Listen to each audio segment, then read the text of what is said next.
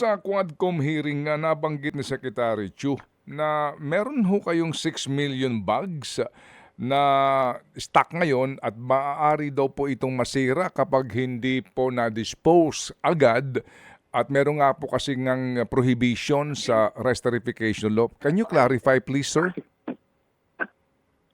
Ganito, no? Yung nabanggit ni Secretary is around 6 million bags ng katumbas na bigas, no? Ito po yung actual stocks natin ngayon sa ating mga warehouses na gusto sana natin na ma-dispose or mailabas sa merkado or mailabas sa mainstream para ho magkaroon ng espasyo sa ating mga warehouses at the same time po maiwasan po natin yung aging, no? Habang tumatagal po kasi sa bodega ay maglalaon po iyan. So kumbaga advance lang po natin sinasabi na meron po tayong ganitong stocks na kailangan nating mailabas. Mm-mm. Pero sir, di ba meron tayong original, di ba, na reesterification law, right? Opo. And then, Opo. di ba nagkaroon na ng amyenda? Opo, nagkaroon po ng amyenda itong RA 12078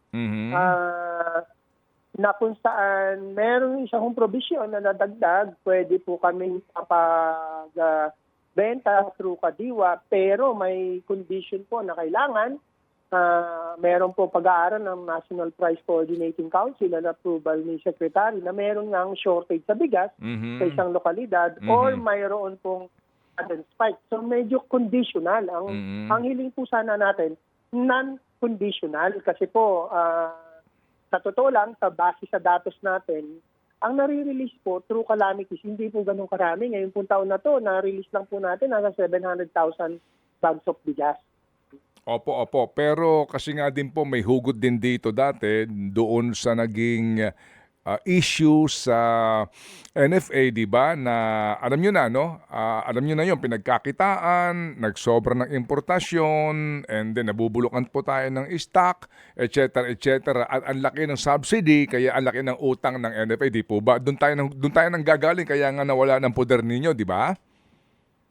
Tama po, mayroon pong history po ng mga ganyang problema. Kanya po, naiintindihan natin ng ang ilan na may agam-agam. Opo. Sige. So sir, kung pwede ho bang bumili sa inyo ang LGUs ng bigas?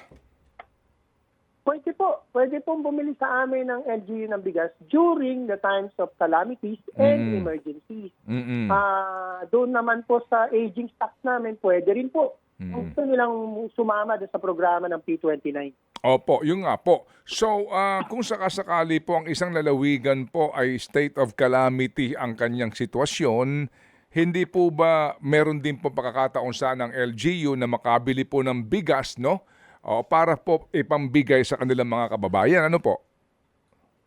Opo, yun po ang karamihan ng request ng mga LGU sa atin. Opo. At yun ho, ano ho bang prevailing price sa ganong sitwasyon para po sa NFA rice?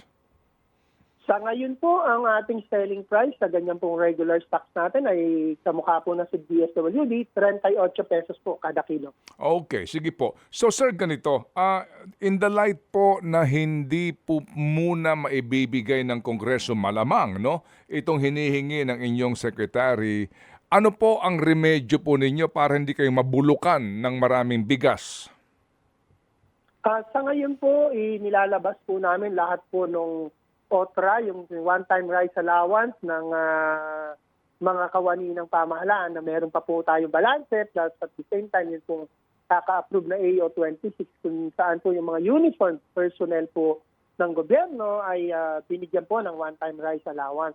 Yun po yung ating piniprepare ngayon at pinire-release. Sana po madagdagan itong mga ito para at least makatulong po sa pagpapaluwag ng ating mga bodega. At the same time, pag-prevent ng aging ng ibang mga stock. Opo, pero sa inyo pong forecast, ilang pong milyong sako ng bigas ang maaari nyo ma-dispose dito po sa mga adhikain na ito? Dyan po sa ano na yan, lahat po ng yan, hindi po natin alam ang exactong numbers yan, pero naku, kung 1 million bags ng bigas, sapat na po yan. So meron pa ho tayong mga million bags, no, na kailangan pong mailabas. Hindi naman sabay-sabay yan, but there should be a healthy cycle ng paglabas. Opo, sige. Tiho ba sir, di ba ang NFA, ang siyang provider po sa Kadiwa outlets and under the law, pwede kayong magbenta, mag-dispose ng bigas sa Kadiwa? Ang under the law po ay pwede naming ibenta ang bigas bago ito maging unfit for human consumption. Nasa batas po yun. O na po yung sa Kadiwa natin, inilalabas po natin yung 3 months and above na rice. Yun po. Nasa batas po yun. Opo. So, yun hubang Kadiwa na limitado ngayon, talaga hubang kinakailangan muna po na mag-set up ng as in Kadiwa na ganyan, gayong maari ho naman kayong maglagay ng maari mo lamang tawagin na Kadiwa Bigasan Center sa lahat ng bigasan sa lahat ng palengke? Hindi ko po masagot yan ng diretso kasi yung pong Kadiwa source natin na programa, si Department of Agriculture po yung namamahala po dyan. Opo. Pero kayo po, kung kayong tatanungin po, Sir Larry, ano po ang mali, kung wala itong batas ano po ang pinakamabilis na paraan at legal na paraan for you to be able to dispose ang inyong stock na hindi kayo mabulukan? Sa ngayon po, hindi ko pa naiisip kung ano yung pinakamabilis na mailabas po ito, no? Pero sana nga magkaroon nga po ng order from executive order para po magawa namin to. Yun po ang ating isa sa mga nakikita.